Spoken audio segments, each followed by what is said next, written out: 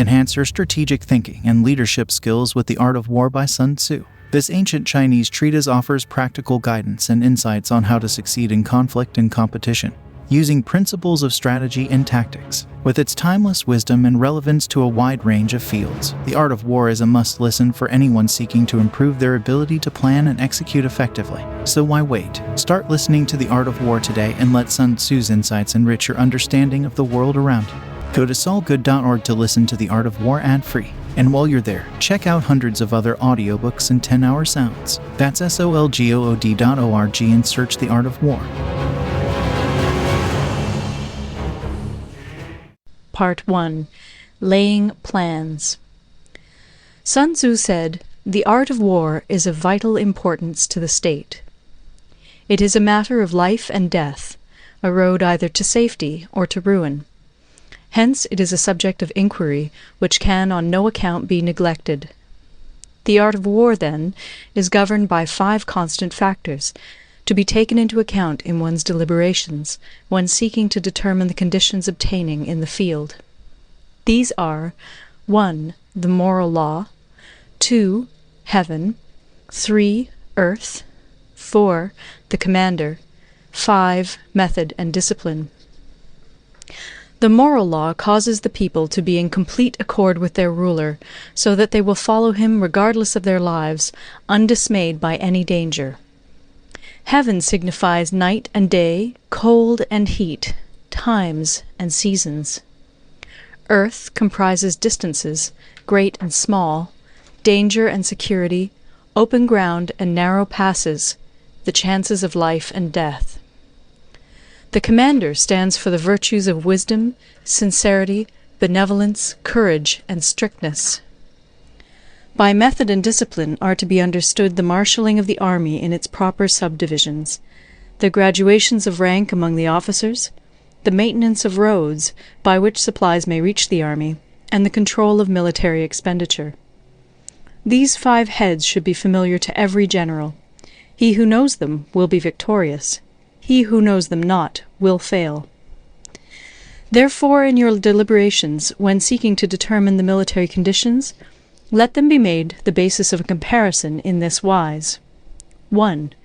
Which of the 2 sovereigns is imbued with the moral law? 2. Which of the 2 generals has most ability? 3. With whom lie the advantages derived from heaven and earth? 4. On which side is discipline most rigorously enforced? 5. Which army is stronger? 6. On which side are officers and men more highly trained? 7.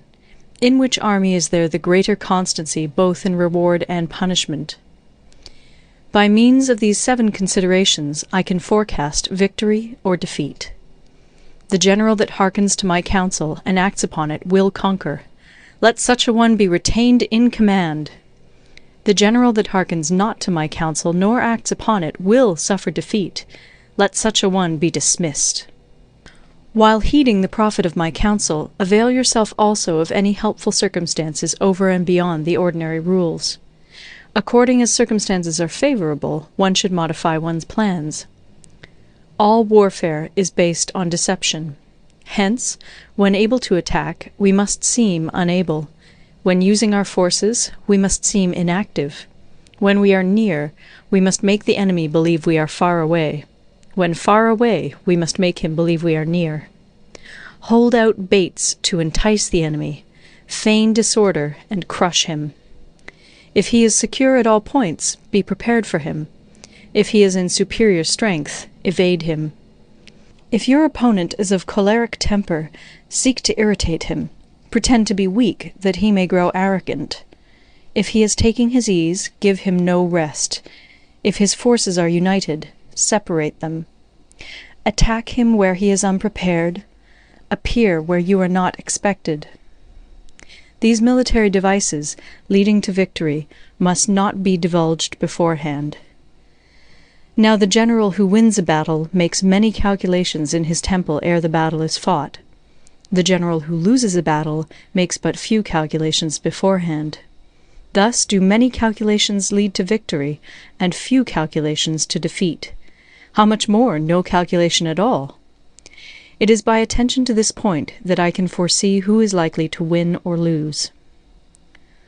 End of Part 1. Part 2. Waging War.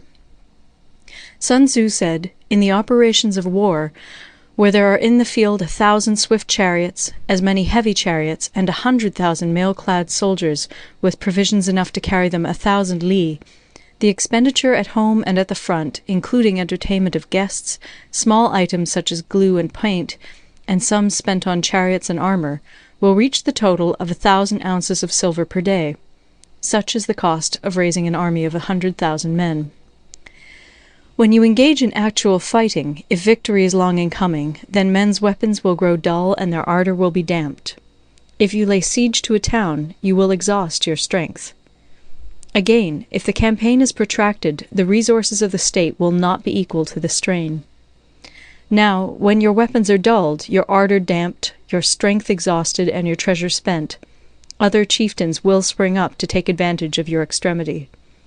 Then no man, however wise, will be able to avert the consequences that must ensue. Thus, though we have heard of stupid haste in war, cleverness has never been seen associated with long delays. There is no instance of a country having benefited from prolonged warfare. It is only one who is thoroughly acquainted with the evils of war that can thoroughly understand the profitable way of carrying it on. The skilful soldier does not raise a second levy. Neither are his supply wagons loaded more than twice. Bring war material with you from home, but forage on the enemy. Thus the army will have food enough for its needs. Poverty of the state exchequer causes an army to be maintained by contributions from a distance. Contributing to maintain an army at a distance causes the people to be impoverished. On the other hand, the proximity of an army causes prices to go up, and high prices cause the people's substance to be drained away. When their substance is drained away, the peasantry will be afflicted by heavy exactions. With this loss of substance and exhaustion of strength, the homes of the people will be stripped bare, and 3/10 of their income will be dissipated, while government expenses for broken chariots, worn-out horses, breastplates and helmets, bows and arrows, spears and shields, protective mantles, draught oxen, and heavy wagons will amount to 4/10 of its total revenue. Hence, a wise general makes a point of foraging on the enemy. 1 cartload of the enemy's provisions is equivalent to 20 of one's own, and likewise a single picul of his provender is equivalent to 20 from one's own store. Now, in order to kill the enemy, our men must be roused to anger. That there may be advantage from defeating the enemy, they must have their rewards. Therefore, in chariot fighting, when 10 or more chariots have been taken, those should be rewarded who took the first. Our own flags should be substituted for those of the enemy, and their chariots mingled and used in conjunction with ours. The captured soldiers should be kindly treated and kept.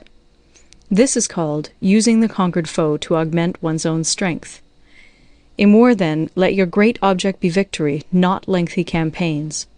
Thus it may be known that the leader of armies is the arbiter of the people's fate, the man on whom it depends whether the nation shall be in peace or in peril. End of Part 2. Part 3. Attack by Stratagem. Sun Tzu said, "In the practical art of war, the best thing of all is to take the enemy's country whole and intact. To shatter and destroy it is not so good. So, too, it is better to recapture an army entire than to destroy it, to capture a regiment, a detachment, or a company entire than to destroy them."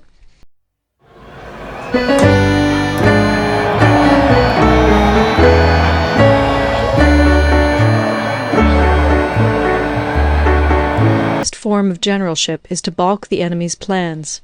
The next best is to prevent the junction of the enemy's forces. The next in order is to attack the enemy's army in the field. And the worst policy of all is to besiege walled cities. The rule is not to besiege walled cities if it can possibly be avoided. The preparation of mantlets, movable shelters, and various implements of war will take up 3 whole months, and the piling up of mounds against the walls will take 3 months more. The general, unable to control his irritation, will launch his men to the assault like swarming ants, with the result that 1/3 of his men are slain, while the town still remains untaken. Such are the disastrous effects of a siege. Therefore the skillful leader subdues the enemy's troops without any fighting. He captures their cities without laying siege to them. He overthrows their kingdom without lengthy operations in the field. With his forces intact, he will dispute the mastery of the empire, and thus, without losing a man, his triumph will be complete. This is the method of attacking by stratagem. It is the rule in war, if our forces are 10 to the enemy's 1, to surround him; if 5 to 1, to attack him; if twice as numerous, to divide our army into 2. If equally matched, we can offer battle; if slightly inferior in numbers, we can avoid the enemy; if quite unequal in every way, we can flee from him. Hence, though an obstinate fight may be made by a small force, in the end it must be captured by the larger force. Now the general is the bulwark of the state. If the bulwark is complete at all points, the state will be strong; if the bulwark is defective, the state will be weak. There are 3 ways in which a ruler can bring misfortune upon his army. 1. By commanding the army to advance or to retreat, being ignorant of the fact that it cannot obey. This is called hobbling the army. 2. By attempting to govern an army in the same way as he administers a kingdom, being ignorant of the conditions which obtain in an army. This causes restlessness in the soldiers' minds. 3. By employing the officers of his army without discrimination through ignorance of the military principle of adaptation to circumstances. This shakes the confidence of the soldiers. But when the army is restless and distrustful, trouble is sure to come from the other feudal princes. This is simply bringing anarchy into the army, and flinging victory away. Thus we may know that there are 5 essentials for victory. 1. He will win who knows when to fight and when not to fight. 2. He will win who knows how to handle both superior and inferior forces. 3. He will win whose army is animated by the same spirit throughout all its ranks. 4. He will win who, prepared himself, waits to take the enemy unprepared. 5. He will win who has military capacity and is not interfered with by the sovereign. Hence the saying, if you know the enemy and know yourself, you need not fear the result of 100 battles. If you know yourself, but not the enemy, for every victory gained you will also suffer a defeat. If you know neither the enemy nor yourself, you will succumb in every battle. End of Part 3. Part 4. Tactical Dispositions. Sun Tzu said, "The good fighters of old first put themselves beyond the possibility of defeat, and then waited for an opportunity of defeating the enemy. To secure ourselves against defeat lies in our own hands, but the opportunity of defeating the enemy is provided by the enemy himself. Thus the good fighter is able to secure himself against defeat, but cannot make certain of defeating the enemy. Hence the saying, one may know how to conquer without being able to do it." Security against defeat implies defensive tactics. Ability to defeat the enemy means taking the offensive. Standing on the defensive indicates insufficient strength. Attacking, a superabundance of strength. The general who is skilled in defense hides in the most secret recesses of the earth. He who is skilled in attack flashes forth from the topmost heights of heaven. Thus, on the one hand, we have ability to protect ourselves, on the other, a victory that is complete. To see victory only when it is within the ken of the common herd is not the acme of excellence. Neither is it the acme of excellence if you fight and conquer, and the whole empire says, "Well done!" To lift an autumn hair is no sign of great strength. To see the sun and moon is no sign of sharp sight. To hear the noise of thunder is no sign of a quick ear. What the ancients called a clever fighter is one who not only wins, but excels in winning with ease. Hence his victories bring him neither reputation for wisdom nor credit for courage. He wins his battles by making no mistakes. Making no mistakes is what establishes the certainty of victory, for it means conquering an enemy that is already defeated. Hence the skillful fighter puts himself into a position which makes defeat impossible, and does not miss the moment for defeating the enemy. Thus it is that in war the victorious strategist only seeks battle after the victory has been won, whereas he who is destined to defeat first fights and afterwards looks for victory. The consummate leader cultivates the moral law and strictly adheres to method and discipline. Thus it is in his power to control success. In respect of military method we have, firstly, measurement, secondly, estimation of quantity, thirdly, calculation, fourthly, balancing of chances, fifthly, victory. Measurement owes its existence to earth, estimation of quantity to measurement, calculation to estimation of quantity, balancing of chances to calculation, and victory to balancing of chances. A victorious army opposed to a routed one is as a pound's weight placed in the scale against a single grain. The onrush of a conquering force is like the bursting of pent-up waters into a chasm 1,000 fathoms deep. End of Part 4. Part 5. Energy. Sun Tzu said, "The control of a large force is the same principle as the control of a few men. It is merely a question of dividing up their numbers." Fighting with a large army under your command is nowise different from fighting with a small one. It is merely a question of instituting signs and signals.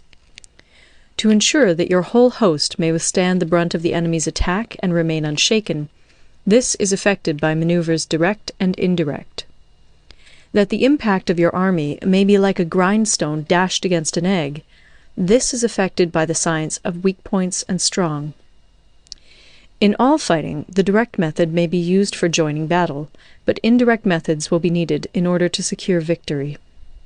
Indirect tactics, efficiently applied, are inexhaustible as heaven and earth, unending as the flow of rivers and streams. Like the sun and moon, they end but to begin anew. Like the 4 seasons, they pass away to return once more. There are not more than 5 musical notes, yet the combinations of these 5 give rise to more melodies than can ever be heard. There are not more than 5 primary colors, blue, yellow, red, white, and black, yet in combination they produce more hues than can ever be seen. There are not more than 5 cardinal tastes, sour, acrid, salt, sweet, bitter, yet combinations of them yield more flavors than can ever be tasted. In battle there are not more than 2 methods of attack, the direct and the indirect, yet these 2 in combination give rise to an endless series of maneuvers. The direct and the indirect lead on to each other in turn.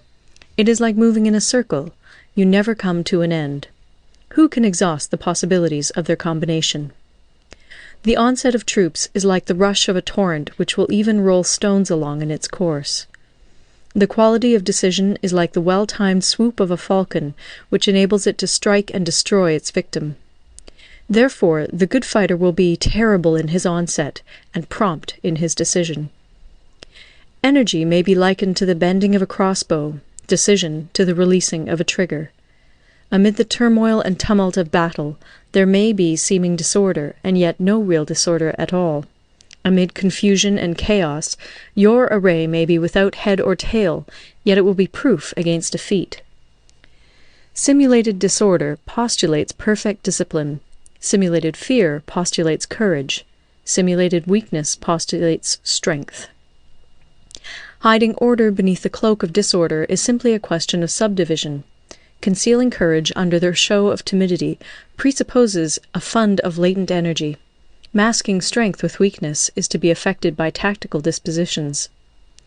Thus, one who is skillful at keeping the enemy on the move maintains deceitful appearances, according to which the enemy will act. He sacrifices something that the enemy may snatch at it. By holding out baits, he keeps him on the march. Then, with a body of picked men, he lies in wait for him. The clever combatant looks to the effect of combined energy, and does not require too much from individuals. Hence his ability to pick out the right men and utilize combined energy. When he utilizes combined energy, his fighting men become as it were like unto rolling logs or stones, for it is the nature of a log or stone to remain motionless on level ground, and to move when on a slope. If four-cornered, to come to a standstill, but if round-shaped, to go rolling down. Thus the energy developed by good fighting men is as the momentum of a round stone rolled down a mountain thousands of feet in height. So much on the subject of energy. End of Part 5. Part 6. Weak Points and Strong. Sun Tzu said, "Whoever is first in the field and awaits the coming of the enemy will be fresh for the fight. Whoever is second in the field and has to hasten to battle will arrive exhausted." Therefore, the clever combatant imposes his will on the enemy, but does not allow the enemy's will to be imposed on him. By holding out advantages to him, he can cause the enemy to approach of his own accord, or, by inflicting damage, he can make it impossible for the enemy to draw near. If the enemy is taking his ease, he can harass him. If well supplied with food, he can starve him out. If quietly encamped, he can force him to move. Appear at points which the enemy must hasten to defend. March swiftly to places where you are not expected. An army may march great distances without distress if it marches through country where the enemy is not. You can be sure of succeeding in your attacks if you only attack places which are undefended. You can ensure the safety of your defense if you only hold positions that cannot be attacked. Hence, that general is skillful in attack whose opponent does not know what to defend, and he is skillful in defense whose opponent does not know what to attack. O divine art of subtlety and secrecy! Through you we learn to be invisible, through you inaudible, and hence we can hold the enemy's fate in our hands. You may advance and be absolutely irresistible if you make for the enemy's weak points. You may retire and be safe from pursuit if your movements are more rapid than those of the enemy. If we wish to fight, the enemy can be forced to an engagement even though he be sheltered behind a high rampart and a deep ditch. All we need do is attack some other place that he will be obliged to relieve. If we do not wish to fight, we can prevent the enemy from engaging us even though the lines of our encampment be merely traced out on the ground. All we need do is throw something odd and unaccountable in his way. By discovering the enemy's dispositions and remaining invisible ourselves, we can keep our forces concentrated while the enemy's must be divided. We can form a single united body while the enemy must split up into fractions. Hence, there will be a whole pitted against separate parts of a whole, which means that we shall be many to the enemy's few. And if we are able thus to attack an inferior force with a superior one, our opponents will be in dire straits. The spot where we intend to fight must not be made known, for then the enemy will have to prepare against a possible attack at several different points. And his forces being thus distributed in many directions, the numbers we shall have to face at any given point will be proportionately few. For, should the enemy strengthen his van, he will weaken his rear. Should he strengthen his rear, he will weaken his van. Should he strengthen his left, he will weaken his right. Should he strengthen his right, he will weaken his left. If he sends reinforcements everywhere, he will everywhere be weak. Numerical weakness comes from having to prepare against possible attacks. Numerical strength from compelling our adversary to make these preparations against us. Knowing the place and the time of the coming battle, we may concentrate from the greatest distances in order to fight. But if neither time nor place be known, then the left wing will be impotent to succour the right equally impotent to succour the left, the van unable to relieve the rear, or the rear to support the van. How much more so if the furthest proportions of the army are anything under 100 li apart, and even the nearest are separated by several li?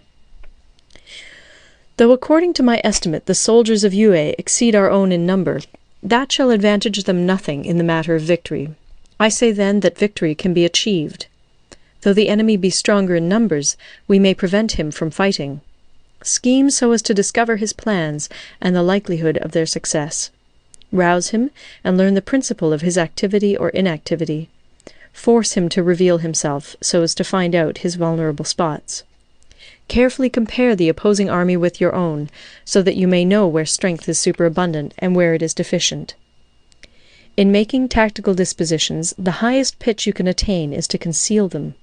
Conceal your dispositions, and you will be safe from the prying of the subtlest spies, from the machinations of the wisest brains. How victory may be produced for them out of the enemy's own tactics, that is what the multitude cannot comprehend.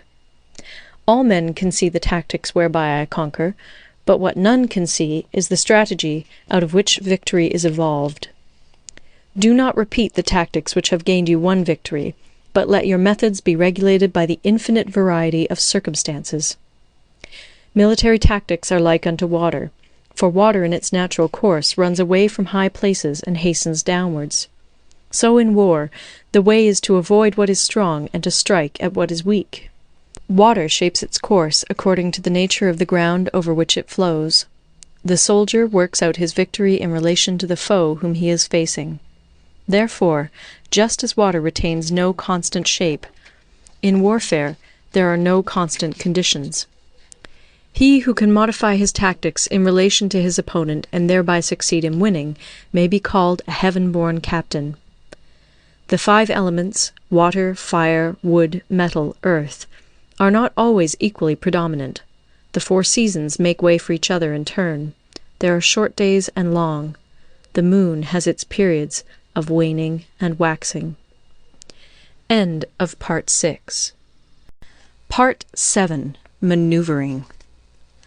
Sun Tzu said, "In war, the general receives his commands from the sovereign. Having collected an army and concentrated his forces, he must blend and harmonize the different elements thereof before pitching his camp. After that comes tactical maneuvering, than which there is nothing more difficult. The difficulty of tactical maneuvering consists in turning the devious into the direct, and misfortune into gain. Thus, to take a long and circuitous route, after enticing the enemy out of the way, and those starting after him, to contrive to reach the goal before him, shows knowledge of the artifice of deviation. Maneuvering with an army is advantageous, with an undisciplined multitude most dangerous. If you set a fully equipped army in march in order to snatch an advantage, the chances are that you will be too late. On the other hand, to detach a flying column for the purpose involves the sacrifice of its baggage and stores. Thus, if you order your men to roll up their buff coats and make forced marches without halting day or night, covering double the usual distance at a stretch, doing 100 li in order to wrest an advantage, the leaders of all your 3 divisions will fall into the hands of the enemy. The stronger men will be in front, the jaded ones will fall behind, and on this plan only 1/10 of your army will reach its destination. If you march 50 li in order to outmaneuver the enemy, you will lose the leader of your first division, and only half your force will reach the goal. If you march 30 li with the same object, 2/3 of your army will arrive. We may take it then that an army without its baggage train is lost. Without provisions, it is lost. Without bases of supply, it is lost. We cannot enter into alliances until we are acquainted with the designs of our neighbours. We are not fit to lead an army on the march unless we are familiar with the face of the country, its mountains and forests, its pitfalls and precipices, its marshes and swamps. We shall be unable to turn natural advantage to account unless we make use of local guides. In war, practice dissimulation and you will succeed. Whether to concentrate or to divide your troops must be decided by circumstances. Let your rapidity be that of the wind, your compactness that of the forest. In raiding and plundering be like fire, in immovability like a mountain. Let your plans be dark, and impenetrable as night, and when you move, fall like a thunderbolt. When you plunder a countryside, let the spoil be divided amongst your men. When you capture new territory, cut it up into allotments for the benefit of the soldiery. Ponder and deliberate before you make a move. He will conquer who has learnt the artifice of deviation. Such is the art of maneuvering. The Book of Army Management says, "On the field of battle, the spoken word does not carry far enough. Hence the institution of gongs and drums. Nor can ordinary objects be seen clearly enough. Hence the institution of banners and flags. Gongs and drums, banners and flags, are means whereby the ears and eyes of the host may be focused on one particular point. The host thus forming a single united body, it is impossible either for the brave to advance alone, or for the cowardly to retreat alone. This is the art of handling large masses of men. In night fighting, then, make much use of signal flyers and drums, and in fighting by day, of flags and banners, as a means of influencing the ears and eyes of your army. A whole army may be robbed of its spirit. A commander-in-chief may be robbed of his presence of mind. Now, a soldier's spirit is keenest in the morning. By noonday it has begun to flag, and in the evening his mind is bent only on returning to camp. A clever general, therefore, avoids an army when its spirit is keen, but attacks it when it is sluggish and inclined to return. This is the art of studying moods. Disciplined and calm, to await the appearance of disorder and hubbub amongst the enemy. This is the art of retaining self-possession. To be near the goal while the enemy is still far from it, to wait at ease while the enemy is toiling and struggling, to be well fed while the enemy is famished. This is the art of husbanding one's strength. To refrain from intercepting an enemy whose banners are in perfect order, to refrain from attacking an army drawn up in calm and confident array, this is the art of studying circumstances. It is a military axiom not to advance uphill against the enemy, nor to oppose him when he comes downhill. Do not pursue an enemy who simulates flight. Do not attack soldiers whose temper is keen. Do not swallow bait offered by the enemy. Do not interfere with an army that is returning home. When you surround an army, leave an outlet free. Do not press a desperate foe too hard. Such is the art of warfare. End of Part 7. Part 8. Variation in Tactics. Sun Tzu said, "In war, the general receives his commands from the sovereign, collects his army, and concentrates his forces. When in difficult country, do not encamp. In country where high roads intersect, join hands with your allies. Do not linger in dangerously isolated positions. In hemmed-in situations, you must resort to stratagem. In desperate position, you must fight. There are roads which must not be followed, armies which must not be attacked, towns which must not be besieged, positions which must not be contested, commands of the sovereign which must not be obeyed." The general who thoroughly understands the advantages that accompany variation of tactics knows how to handle his troops. The general who does not understand these may be well acquainted with the configuration of the country, yet he will not be able to turn his knowledge to practical account. So, the student of war who is unversed in the art of war of varying his plans, even though he be acquainted with the 5 advantages, will fail to make the best use of his men. Hence, in the wise leader's plans, considerations of advantage and of disadvantage will be blended together. If our expectation of advantage be tempered in this way, we may succeed in accomplishing the essential part of our schemes. If, on the other hand, in the midst of difficulties we are always ready to seize an advantage, we may extricate ourselves from misfortune. Reduce the hostile chiefs by inflicting damage on them, and make trouble for them, and keep them constantly engaged. Hold out specious allurements, and make them rush to any given point. The art of war teaches us to rely not on the likelihood of the enemy's not coming, but on our own readiness to receive him. Not on the chance of his not attacking, but rather on the fact that we have made our position unassailable. There are 5 dangerous faults which may affect a general. 1. Recklessness, which leads to destruction. 2. Cowardice, which leads to capture. 3. A hasty temper, which can be provoked by insults. 4. A delicacy of honour, which is sensitive to shame. 5. Over-solicitude for his men, which exposes him to worry and trouble. These are the 5 besetting sins of a general, ruinous to the conduct of war. When an army is overthrown and its leader slain, the cause will surely be found among these 5 dangerous faults. Let them be a subject of meditation. End of Part 9. Part 9. The Army on the March. Sun Tzu said, "We come now to the question of encamping the army, and observing signs of the enemy. Pass quickly over mountains, and keep in the neighbourhood of valleys. Camp in high places, facing the sun. Do not climb heights in order to fight." So much for mountain warfare. After crossing a river, you should get far away from it. When an invading force crosses a river in its onward march, do not advance to meet it in midstream. it will be best to let half the army get across and then deliver your attack. If you are anxious to fight, you should not go to meet the invader near a river which he has to cross. Moor your craft higher up than the enemy and facing the sun. Do not move upstream to meet the enemy. So much for river warfare. In crossing salt marshes, your sole concern should be to get over them quickly, without any delay. If forced to fight in a salt marsh, you should have water and grass near you and get your back to a clump of trees. So much for operations in salt marshes.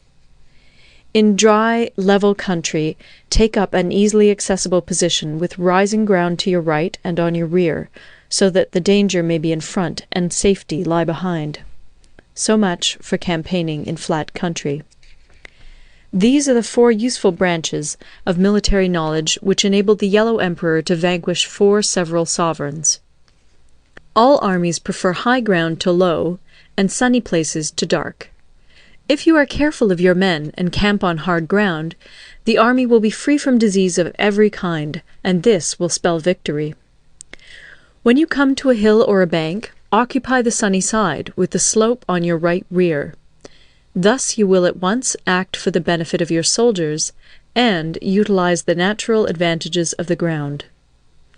When, in consequence of heavy rains up country, a river which you wish to ford is swollen and flecked with foam, you must wait until it subsides. Country in which there are precipitous cliffs with torrents running between, deep natural hollows, confined places, tangled thickets, quagmires, and crevasses should be left with all possible speed and not approached. While we keep away from such places, we should get the enemy to approach them. While we face them, we should let the enemy have them on his rear. If in the neighbourhood of your camp there should be any hilly country, ponds surrounded by aquatic grass, hollow basins filled with reeds, or woods with thick undergrowth, they must be carefully routed out and searched, for these are places where men in ambush or insidious spies are likely to be lurking. When the enemy is close at hand and remains quiet, he is relying on the natural strength of his position. When he keeps aloof and tries to provoke a battle, he is anxious for the other side to advance. If his place of encampment is easy of access, he is tendering a bait. Movement amongst the trees of a forest shows that the enemy is advancing. The appearance of a number of screens in the midst of thick grass means that the enemy wants to make us suspicious. The rising of birds in their flight is the sign of an ambuscade. Startled beasts indicate that a sudden attack is coming. When there is dust rising in a high column, it is the sign of chariots advancing. When the dust is low, but spread over a wide area, it betokens the approach of infantry. When it branches out in different directions, it shows that parties have been sent to collect firewood. A few clouds of dust moving to and fro signify that the army is encamping. Humble words and increased preparations are signs that the enemy is about to advance. Violent language and driving forward as if to the attack are signs that he will retreat. When the light chariots come out first and take up a position on the wings, it is a sign that the enemy is forming for battle. Peace proposals unaccompanied by a sworn covenant indicate a plot. When there is much running about, and the soldiers fall into rank, it means that the critical moment has come. When some are seen advancing and some retreating, it is a lure. When the soldiers stand leaning on their spears, they are faint from want of food.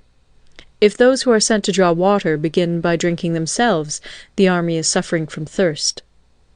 If the enemy sees an advantage to be gained and makes no effort to secure it, the soldiers are exhausted. If birds gather on any spot, it is unoccupied. Clamour by night betokens nervousness. If there is a disturbance in the camp, the general's authority is weak. If the banners and flags are shifted about, sedition is afoot. If the officers are angry, it means that the men are weary. When an army feeds its horses with grain and kills its cattle for food, and when the men do not hang their cooking pots over the campfires, showing that they will not return to their tents, you may know that they are determined to fight to the death. The sight of men whispering together in small knots, or speaking in subdued tones, points to disaffection amongst the rank and file. Too frequent rewards signify that the enemy is at the end of his resources. Too many punishments betray a condition of dire distress. To begin by bluster, but afterwards to take fright at the enemy's numbers, shows a supreme lack of intelligence. When envoys are sent with compliments in their mouths, it is a sign that the enemy wishes for a truce. If the enemy's troops march up angrily and remain facing ours for a long time without either joining battle or taking themselves off again, the situation is one that demands great vigilance and circumspection. If our troops are no more in number than the enemy, that is amply sufficient. It only means that no direct attack can be made. What we can do is simply to concentrate all our available strength, keep a close watch on the enemy, and obtain reinforcements. He who exercises no forethought, but makes light of his opponents, is sure to be captured by them. If soldiers are punished before they have grown attached to you, they will not prove submissive. And, unless submissive, they will be practically useless. If, when the soldiers have become attached to you, punishments are not enforced, they will still be useless. Therefore, soldiers must be treated in the first instance with humanity, but kept under control by means of iron discipline. This is a certain road to victory. If in training soldiers commands are habitually enforced, the army will be well disciplined. If not, its discipline will be bad. If a general shows confidence in his men, but always insists on his orders being obeyed, the gain will be mutual. End of Part 9. Part 10. Terrain. Sun Tzu said, we may distinguish 6 kinds of terrain, to wit, 1. Accessible ground, 2. Entangling ground, 3. Temporizing ground, 4. Narrow passes, 5. Precipitous heights, 6. Positions at a great distance from the enemy. Ground which can be freely traversed by both sides is called accessible. With regard to ground of this nature, be before the enemy in occupying the raised and sunny spots, and carefully guard your line of supplies. Then you will be able to fight with advantage. Ground which can be abandoned but is hard to reoccupy is called entangling. From a position of this sort, if the enemy is unprepared, you may sally forth and defeat him. But if the enemy is prepared for your coming, and you fail to defeat him, then, return being impossible, disaster will ensue. When the position is such that neither side will gain by making the first move, it is called temporizing ground. In a position of this sort, even though the enemy should offer us an attractive bait, it will be advisable not to stir forth, but rather to retreat, thus enticing the enemy in his turn. Then, when part of his army has come out, we may deliver our attack with advantage.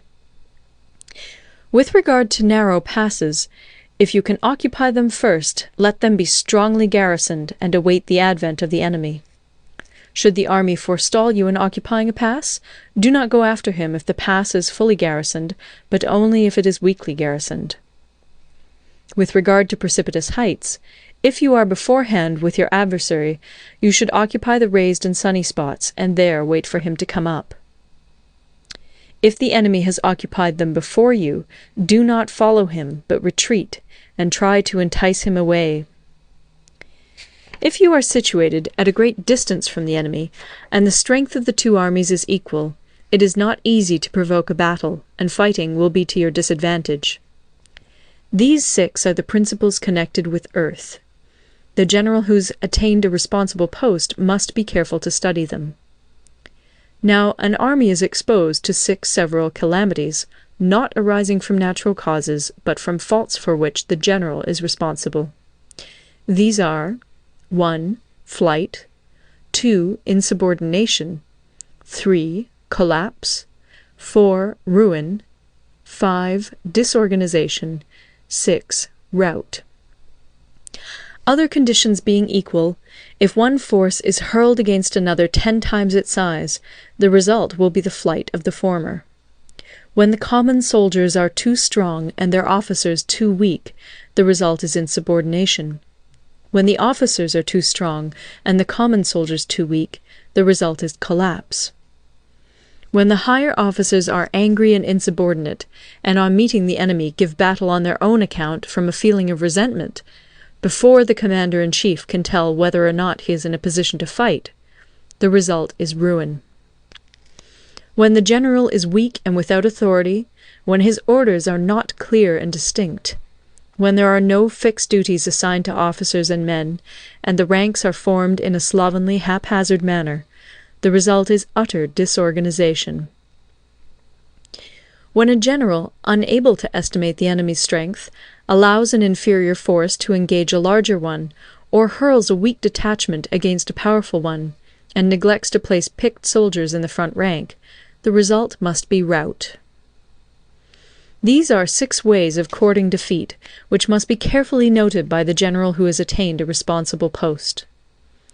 The natural formation of the country is the soldier's best ally, but a power of estimating the adversary, of controlling the forces of victory, and of shrewdly calculating difficulties, dangers, and distances, constitutes the test of a great general.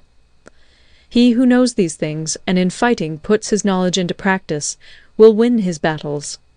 He who knows them not, nor practices them, will surely be defeated.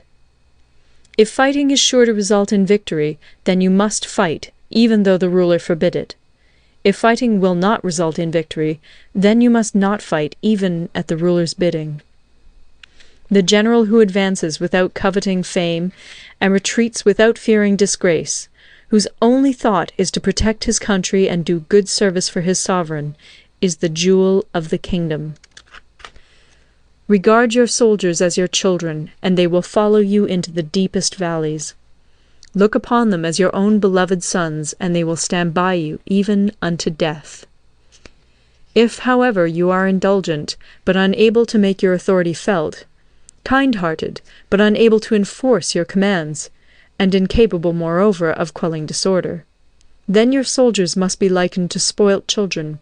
They are useless for any practical purpose.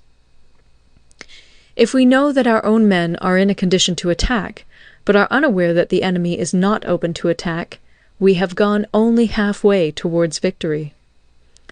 If we know that the enemy is open to attack, but are unaware that our own men are not in a condition to attack, we have gone only half-way towards victory.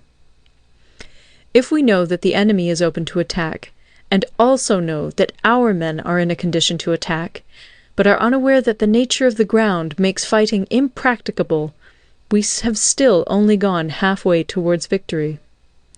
Hence the experienced soldier, once in motion, is never bewildered. Once he has broken camp, he is never at a loss. Hence the saying, "If you know the enemy and know yourself, your victory will not stand in doubt. If you know heaven and know earth, you may make your victory complete." End of Part 10. Part 11. The 9 Situations. Sun Tzu said, "The art of war recognizes 9 varieties of ground. 1. Dispersive ground. 2. Facile ground. 3. Contentious ground. 4. Open ground. 5. Ground of intersecting highways. 6. Serious ground. 7. Difficult ground. 8. Hemmed-in ground. 9. Desperate ground. When a chieftain is fighting in his own territory, it is dispersive ground. When he has penetrated into hostile territory, but to no great distance, it is facile ground. Ground the possession of which imports great advantage to either side is contentious ground. Ground on which each side has liberty of movement is open ground. Ground which forms the key to 3 contiguous states, so that he who occupies it first has most of the empire at his command, is a ground of intersecting highways. When an army has penetrated into the heart of a hostile country, leaving a number of fortified cities in its rear, it is serious ground. Mountain forests, rugged steeps, marshes, and fens, all country that is hard to traverse. This is difficult ground. Ground which is reached through narrow gorges, and from which we can only retire by tortuous paths, so that a small number of the enemy would suffice to crush a large body of our men. This is hemmed-in ground. Ground on which we can only be saved from destruction by fighting without delay is desperate ground. On dispersive ground, therefore, fight not. On facile ground, halt not. On contentious ground, attack not. On open ground, do not try to block the enemy's way. On the ground of intersecting highways, join hands with your allies. On serious ground, gather in plunder. In difficult ground, keep steadily on the march. On hemmed-in ground, resort to stratagem. On desperate ground, fight. Those who were called skillful leaders of old knew how to drive a wedge between the enemy's front and rear, to prevent cooperation between his large and small divisions, to hinder the good troops from rescuing the bad, the officers from rallying their men. When the enemy's men were united, they managed to keep them in disorder. When it was to their advantage, they made a forward move. When otherwise, they stopped still. If asked how to cope with a great host of the enemy in orderly array, and on the point of marching to the attack, I should say, begin by seizing something which your opponent holds dear. Then he will be amenable to your will. Rapidity is the essence of war. Take advantage of the enemy's unreadiness. Make your way by unexpected routes, and attack unguarded spots. The following are the principles to be observed by an invading force. The further you penetrate into a country, the greater will be the solidarity of your troops, and thus the defenders will not prevail against you. Make forays in fertile country in order to supply your army with food. Carefully study the well-being of your men, and do not overtax them. Concentrate your energy and hoard your strength. Keep your army continually on the move, and devise unfathomable plans. Throw your soldiers into positions whence there is no escape, and they will prefer death to flight. If they will face death, there is nothing they may not achieve. Officers and men alike will put forth their uttermost strength. Soldiers, when in desperate straits, lose the sense of fear. If there is no place of refuge, they will stand firm. If they are in hostile country, they will show a stubborn front. If there is no help for it, they will fight hard. Thus, without waiting to be marshalled, the soldiers will be constantly on the qui-vive. Without waiting to be asked, they will do your will. Without restrictions, they will be faithful. Without giving orders, they can be trusted. Prohibit the taking of omens, and do away with superstitious doubts. Then, until death itself comes, no calamity need be feared. If our soldiers are not overburdened with money, it is not because they have a distaste for riches. If their lives are not unduly long, it is not because they are disinclined to longevity. On the day they are ordered out to battle, your soldiers may weep, those sitting up bedewing their garments, and those lying down, letting the tears run down their cheeks. But let them once be brought to bay, and they will display the courage of a Chu or a Kui. The skilful tactician may be likened to the Shuai-jan. Now, the Shuai-jan is a snake that is found in the Ch'ung Mountains. Strike at its head, and you will be attacked by its tail. Strike at its tail, and you will be attacked by its head. Strike at the middle, and you will be attacked by head and tail both. Asked if an army can be made to imitate the Shuai-jan, I should answer yes. For the men of Wu and the men of Yue are enemies. Yet if they are crossing a river in the same boat and are caught by a storm, they will come to each other's assistance, just as the left hand helps the right. Hence, it is not enough to put one's trust in the tethering of horses and the burying of chariot wheels in the ground. The principle on which to manage an army is to set up one standard of courage, which all must reach. How to make the best of both strong and weak, that is a question involving the proper use of ground. Thus, the skillful general conducts his army just as though he were leading a single man, willy-nilly, by the hand. It is the business of a general to be quiet, and thus ensure secrecy, upright and just, and thus maintain order. He must be able to mystify his officers and men by false reports and appearances, and thus keep them in total ignorance. By altering his arrangements and changing his plans, he keeps the enemy without definite knowledge. By shifting his camp and taking circuitous routes, he prevents the enemy from anticipating his purpose. At the critical moment, the leader of an army acts like one who has climbed up a height and then kicks away the ladder behind him. He carries his men deep into hostile territory before he shows his hand. He burns his boats and breaks his cooking pots. Like a shepherd driving a flock of sheep, he drives his men this way and that, and nothing knows whither he is going. To muster his host and bring it into danger, this may be termed the business of the general. The different measures suited to the 9 varieties of ground, the expediency of aggressive or defensive tactics, and the fundamental laws of human nature, these are things that must most certainly be studied. When invading hostile territory, the general principle is that penetrating deeply brings cohesion. Penetrating but a short way means dispersion. When you leave your own country behind and take your army across neighborhood territory, you find yourself on critical ground. When there are means of communication on all 4 sides, the ground is one of intersecting highways. When you penetrate deeply into a country, it is serious ground. When you penetrate but a little way, it is facile ground. When you have the enemy's strongholds on your rear and narrow passes in front, it is hemmed-in ground. When there is no place of refuge at all, it is desperate ground. Therefore, on dispersive ground I would inspire my men with unity of purpose. On facile ground, I would see that there is close connection between all parts of my army. On contentious ground, I would hurry up my rear. On open ground, I would keep a vigilant eye on my defences. On ground of intersecting highways, I would consolidate my alliances. On serious ground, I would try to ensure a continuous stream of supplies. On difficult ground, I would keep pushing on along the road. On hemmed-in ground, I would block any way of retreat. On desperate ground, I would proclaim to my soldiers the hopelessness of saving their lives. For it is the soldier's disposition to offer an obstinate resistance when surrounded, to fight hard when he cannot help himself, and to obey promptly when he has fallen into danger. We cannot enter into alliance with neighbouring princes until we are acquainted with their designs.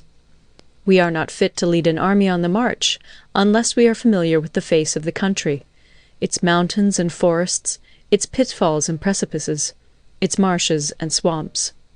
We shall be unable to turn natural advantages to account unless we make use of local guides. To be ignored of any one of the following 4 or 5 principles does not befit a warlike prince. When a warlike prince attacks a powerful state, his generalship shows itself in preventing the concentration of the enemy's forces. He overawes his opponents, and their allies are prevented from joining against him. Hence he does not strive to ally himself with all and sundry, nor does he foster the power of other states. He carries out his own secret designs, keeping his antagonists in awe. Thus he is able to capture their cities and overthrow their kingdoms. Bestow rewards without regard to rule, issue orders without regard to previous arrangements, and you will be able to handle a whole army as though you had to do with but a single man. Confront your soldiers with the deed itself. Never let them know your design. When the outlook is bright, bring it before their eyes, but tell them nothing when the situation is gloomy. Place your army in deadly peril, and it will survive. Plunge it into desperate straits, and it will come off in safety. For it is precisely when a force has fallen into harm's way that it is capable of striking a blow for victory. Success in warfare is gained by carefully accommodating ourselves to the enemy's purpose. By persistently hanging on the enemy's flank, we shall succeed in the long run in killing the commander-in-chief. This is called ability to accomplish a thing by sheer cunning. On the day that you take up your command, block the frontier passes, destroy the official tallies, and stop the passage of all emissaries. Be stern in the council chamber so that you may control the situation. If the enemy leaves the door open, you must rush in. Forestall your opponent by seizing what he holds dear, and subtly contrive to time his arrival on the ground. Walk in the path defined by rule, and accommodate yourself to the enemy until you can fight a decisive battle. At first, then, exhibit the coyness of a maiden, until the enemy gives you an opening. Afterwards, emulate the rapidity of a running hare, and it will be too late for the enemy to oppose you. End of Part 11. Part 12. The Attack by Fire. Sun Tzu said, "There are 5 ways of attacking with fire. The first is to burn soldiers in their camp. The second is to burn stores. The third is to burn baggage trains. The fourth is to burn arsenals and magazines. The fifth is to hurl dropping fire amongst the enemy." In order to carry out an attack, we must have means available. The material for raising fire should always be kept in readiness. There is a proper season for making attacks with fire, and special days for starting a conflagration. The proper season is when the weather is very dry. The special days are those when the moon is in the constellations of the Sieve, the Wall, the Wing, or the Crossbar, for these 4 are all days of rising wind. In attacking with fire, one should be prepared to meet 5 possible developments. 1. When fire breaks out inside to enemy's camp, respond at once with an attack from without. 2. If there is an outbreak of fire, but the enemy's soldiers remain quiet, bide your time and do not attack. 3. When the force of the flames has reached its height, follow it up with an attack, if that is practicable. If not, stay where you are. 4. If it is possible to make an assault with fire from without, do not wait for it to break out within, but deliver your attack at a favorable moment. 5. When you start a fire, be to windward of it. Do not attack from the leeward. A wind that rises in the daytime lasts long, but a night breeze soon falls. In every army, the 5 developments connected with fire must be known, the movements of the stars calculated, and a watch kept for the proper days. Hence, those who use fire as an aid to the attack show intelligence. Those who use water as an aid to the attack gain an accession of strength. By means of water, an enemy may be intercepted, but not robbed of all his belongings. Unhappy is the fate of one who tries to win his battles and succeed in his attacks without cultivating the spirit of enterprise, for the result is a waste of time and general stagnation. Hence the saying, "The enlightened ruler lays his plans well ahead. The good general cultivates his resources." Move not unless you see an advantage. Use not your troops unless there is something to be gained. Fight not unless the position is critical. No ruler should put troops into the field merely to gratify his own spleen. No general should fight a battle simply out of pique. If it is to your advantage, make a forward move. If not, stay where you are. Anger may in time change to gladness. Vexation may be succeeded by content. But a kingdom that has once been destroyed can never come again into being, nor can the dead ever be brought back to life. Hence the enlightened ruler is heedful, and the good general full of caution. This is the way to keep a country at peace and an army intact. End of Part 12. Part 13. The Use of Spies. Sun Tzu said, "Raising a host of 100,000 men and marching them great distances entails heavy loss on the people and a drain on the resources of the state. The daily expenditure will amount to 1,000 ounces of silver. There will be commotion at home and abroad, and men will drop down exhausted on the highways. As many as 700,000 families will be impeded in their labor. Hostile armies may feast each other for years, striving for the victory which is decided in a single day. This being so, to remain in ignorance of the enemy's conditions simply because one grudges the outlay of 100 ounces of silver in honors and emoluments is the height of inhumanity. One who acts thus is no leader of men, no present help to his sovereign, no master of victory. Thus, what enables the wise sovereign and the good general to strike and conquer and achieve things beyond the reach of ordinary men is foreknowledge. Now, this foreknowledge cannot be elicited from spirits. It cannot be obtained inductively from experience, nor by any deductive calculation. Knowledge of the enemy's dispositions can only be obtained from other men. Hence the use of spies, of whom there are 5 classes. 1. Local spies. 2. Inward spies. 3. Converted spies. 4. Doomed spies. 5. Surviving spies. When these 5 kinds of spy are all at work, none can discover the secret system. This is called divine manipulation of the threads. It is the sovereign's most precious faculty. Having local spies means employing the services of the inhabitants of a district. Having inward spies, making use of officials of the enemy. Having converted spies, getting hold of the enemy's spies and using them for our own purposes. Having doomed spies, doing certain things openly for purposes of deception, and allowing our spies to know of them and report them to the enemy.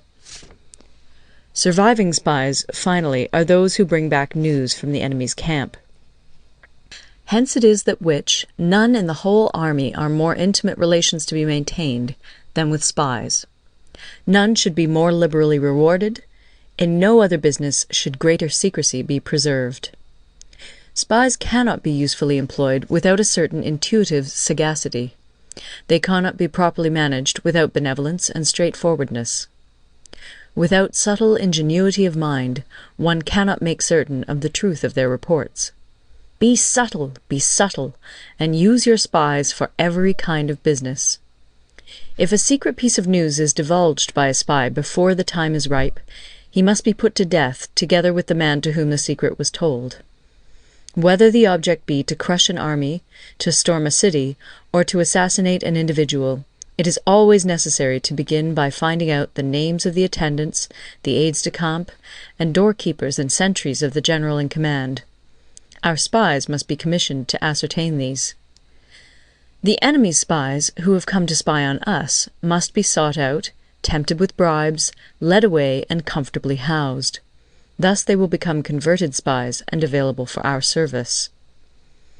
It is through the information brought by the converted spy that we are able to acquire and employ local and inward spies.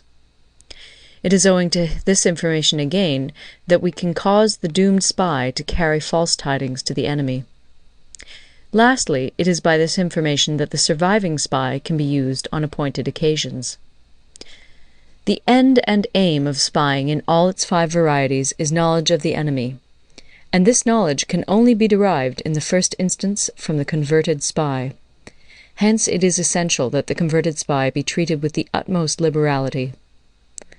Of old, the rise of the Yin dynasty was due to Yi Qi, who had served under the Xia.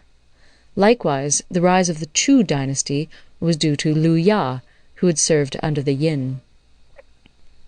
Hence, it is only the enlightened ruler and the wise general who will use the highest intelligence of the army for purposes of spying, and thereby they achieve great results. Spies are a most important element in water, because on them depends an army's ability to move. End of the Art of War.